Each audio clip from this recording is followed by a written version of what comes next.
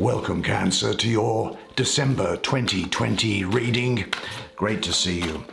It's a great pleasure to see the subscribers back again. I always love it when you stop by. Of course, if you would like to have a personal clairvoyant reading with me, then just check out the information that is in the description box below, and you can see how easy it is, wherever you live in the world, to make that happen.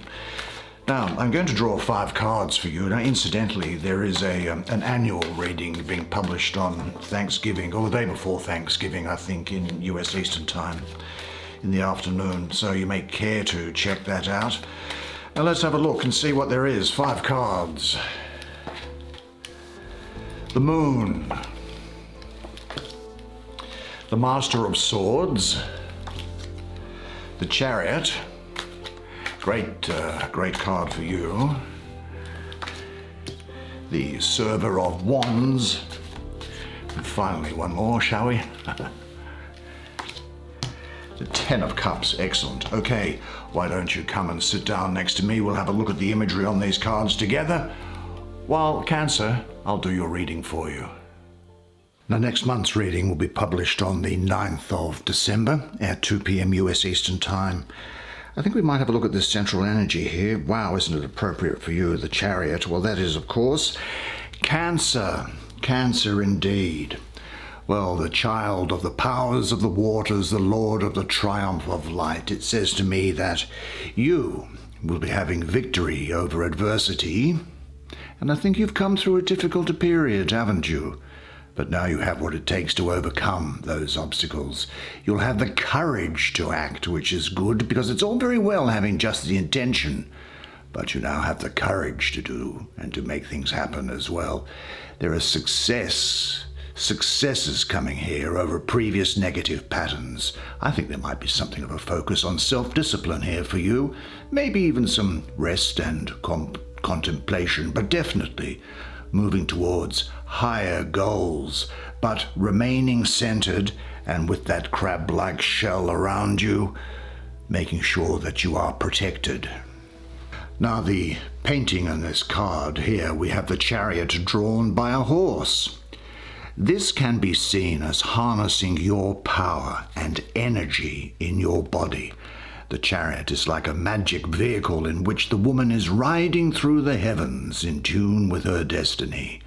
Use this as a reminder that although the task you are involved in may seem very ordinary, it can also be part of your greater unfoldment. Now, it speaks of change also here for me. Change which is all around you, and changes sometimes that are not of your doing. But in the Chariot, you are the agent of change. I think this energy represents taking the reins in your hands, harnessing your personal will, and getting things done. The image represents charging ahead, but doing so in a more feminine way. Often when we charge ahead, we do so with blinders on, ignoring everything that is not on our agenda. In our haste to get things done, we run into obstacles because we are not being fully sensitive to the moment, to our needs or the needs of others. We can lose contact with the larger harmony and with the larger flow. But in this more feminine model, and the men, don't be alarmed, because we all have a feminine side to us as well. It's just that the masculine predominates. In this more feminine model, you stay in touch with these things.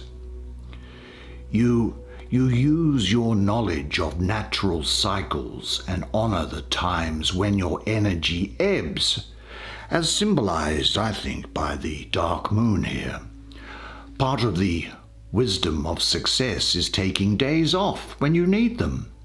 This doesn't mean you lose your focus, but you soften it. You rest while holding the focus. You understand that there are times for resting, times for plodding, and times for charging ahead, and you honor all three of those. You also don't ignore the rest of your life just because you're concentrated on a goal. You remember the need for balance. Now, I think that what this energy is saying for you here in the center, it is a good time for you to figure out what you want to accomplish and then go and do it. Now, this may require you to exercise your personal will. Perhaps it is working your way out of debt, getting in shape again, or taking a course of study. It might be charging ahead in a new direction, or taking on a larger cause. It is helpful to align with the energy of this card and the more feminine approach. The point is, I think at the moment, to not be full of bravado, charging blindly ahead, only to be shot off your horse. The point is to get the job done, and to do so in a way that has integrity and which is good for your whole being. Now, in a not dissimilar vein, I'm going to have a look at this card here, the Moon, and these cards together have a very, very particular energy and require a particular way of reading, I think. And here we have, well, in the picture there are a number of doves in this painting, aren't there? And one carries a ribbon as it flies into the darkness. The dove is bringing peace. And the subtitle for this card is Peace in the Darkness. Your focus here is on learning to be at peace during times of sorrow, absence, or in the darkness of unknowing. Now, in order to accomplish this, you must keep your heart open to yourself so that you have the compassion and holding to also keep your heart open to the larger situation. You won't be protected by putting on armor, by putting on that crab shell.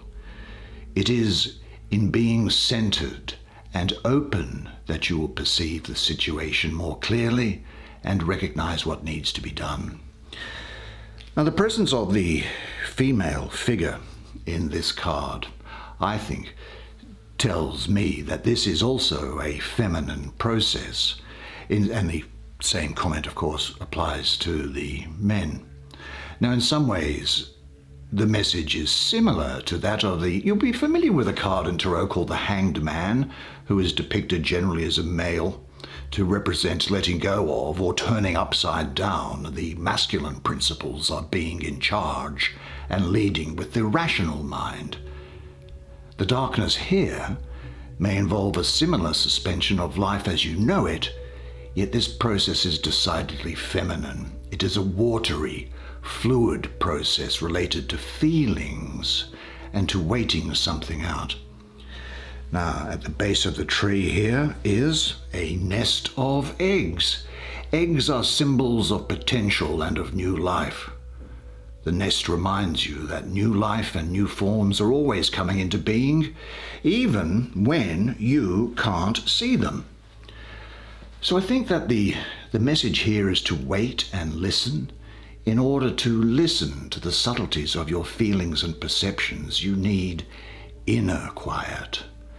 There, when your emotions are running rampant, you can't hear the whispers of the small, still voice within. You particularly need to remember how to keep your fears and insecurities in check. And unless you can kind of bracket these feelings, they will distort your perception. I think meanwhile this energy is also inviting you to relate to the changes in your life as skillfully as possible with a sense of balance, inner strength and trust. Avoid jumping to conclusions and getting caught in unnecessary dramas. Peace in the darkness doesn't come with making things larger than life, but rather with letting the noise quiet down and abiding in inner stillness. When you sit with what is, accepting unconditionally, surrendering into them, then peace will come. Now, I think what this is saying, that your challenge may be to come to peace with changes or difficulties that you have not have chosen. Maybe you haven't chosen the events.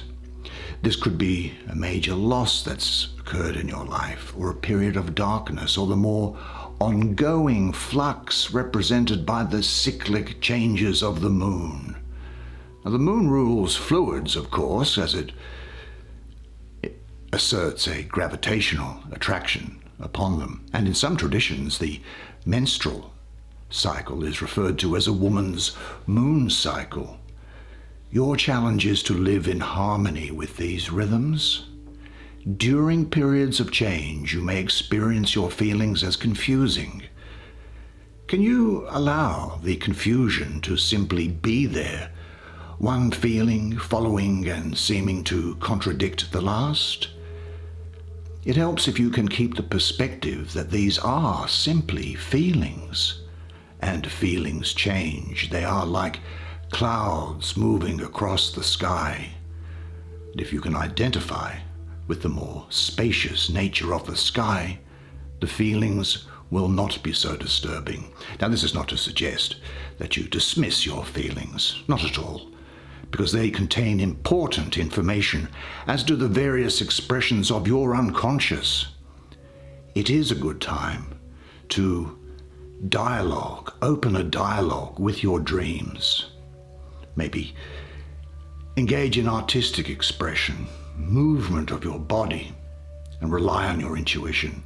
The principle here is not exclusion, but inclusion. The trick for you at this time is to be open to it all and not to get lost in any of it. It is all part of the changing moon flux of life.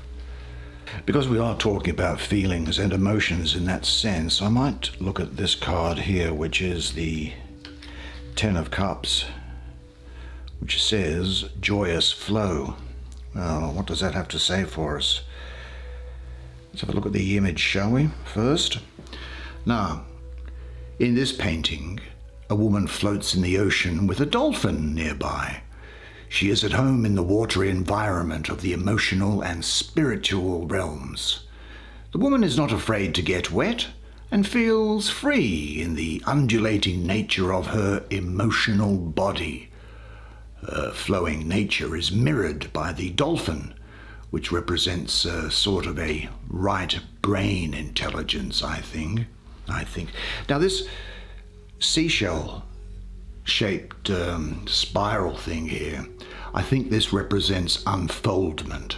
Together, these aspects portray a feeling of comfort, contentment, and mastery in the watery worlds of emotion and intuition, as well as in the dynamic flow inherent in this territory.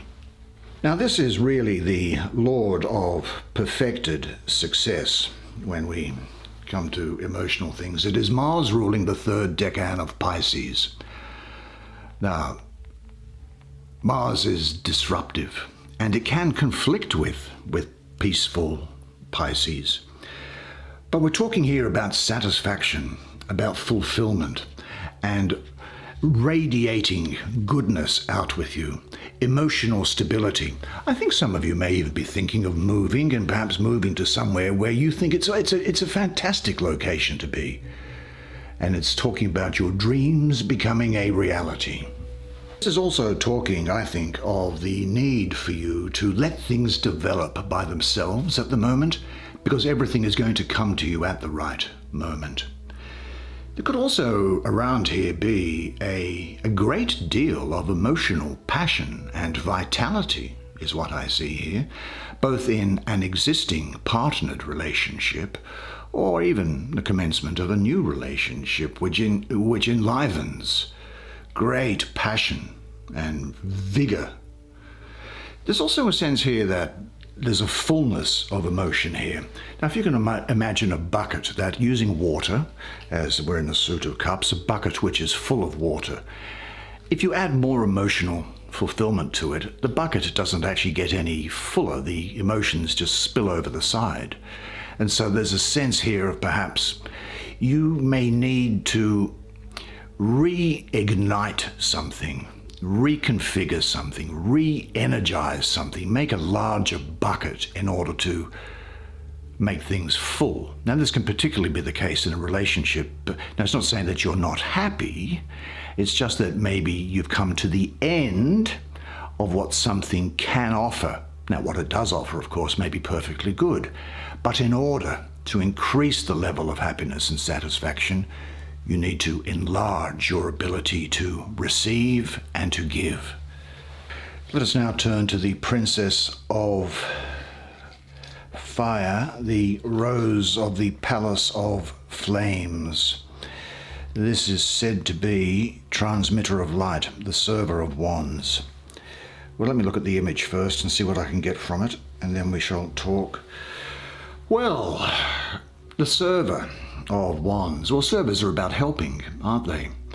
And I suppose that this is a reminder that we not only assist each other physically, emotionally, and mentally, but we can also assist each other spiritually. This is primarily a matter of the consciousness we cultivate by being in our light. This supports others' light and helps raise the overall vibration. It is another way of helping the planet and existence. Now, just as the butterfly goes from flower to flower, spreading pollen, you collect and spread energy during each interaction you experience in a day. It might be grumpy energy. It could be frustrated energy. It could be light and happy energy, or the energy of generosity or kindness. I think what this card is saying is that why don't you be more aware of your energy field and what you spread around? Because I think that this is saying that you'll be taking responsibility for broadcasting energy that may be helpful and containing or neutralizing energy that may have a more poisonous effect. You can reinforce the positive energy of others by mirroring it and help neutralize their energy by holding it with such spaciousness and compassion that the energy can dissipate. Now, in this painting that's here, there is a butterfly fairy, it looks like. Although I could also consider it to be what's called a deva, D-E-V-A. Now, in the ancient Sanskrit in India, devas or devas were beings of light. And she looks radiant and expansive. That's why I call her a deva.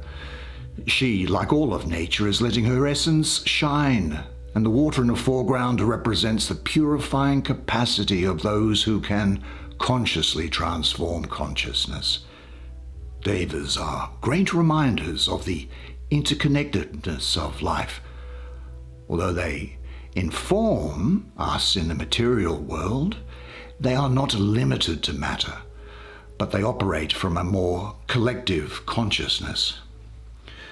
Now, within this larger sea of consciousness, I think everything that you say or do or feel has an effect, whether cutting off others in traffic or bringing a smile to someone's face. This butterfly fairy or deva encourages you to bring a light and loving energy to the world by bringing this energy into your everyday interactions in life. So this is a good time for you to be more conscious about the energy and consciousness you are transmitting. Now, this is difficult to do when you are caught in the inner whirlpool of your thoughts and feelings. You need to keep some of your awareness free in order to take in the larger field. But the energy that's coming up here to me is this is saying that this is a time when you may well be seen as being a person. There's also a lot of Cancer around this card, and you may also have things to do with Virgo and Leo, I think, during this period. This is a person, I think, of omnivorous passion of whatever kind, and someone who can be reckless in the means of obtaining gratification. You'll be energetic, individualistic, brilliant, and daring, and expressive in love or anger. And certainly very enthusiastic about things. You're going to be freed from fear. This is also talking about a new beginning, optimism, and increased perception. People are going to love your character and energy. Now, you may also be, I've got to say this, possibly vengeful, temperamental. You could be unruly, something.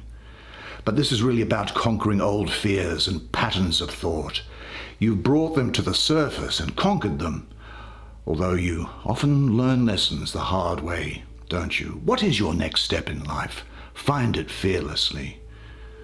And say to yourself, my greatest strength is, then fill in the block. And also say to yourself, as I accept my fear, it is transformed into love. Now finally, why don't we have a look at this Master of Swords, reading the web. Wow. Well, we're on the web. Is there anything further we need to do? Let's have a look. What do we have here? Well, the first thing I'll say, there's a lot of Taurus and a lot of Gemini around this, so they may be people you have things to do with during this period. The Suit of Swords is, on one view that I have, about the patterns behind manifestation. And the master, who can also be a female, incidentally, these are gender fluid. The master is one who is proficient in perceiving these patterns behind matter and manifestation.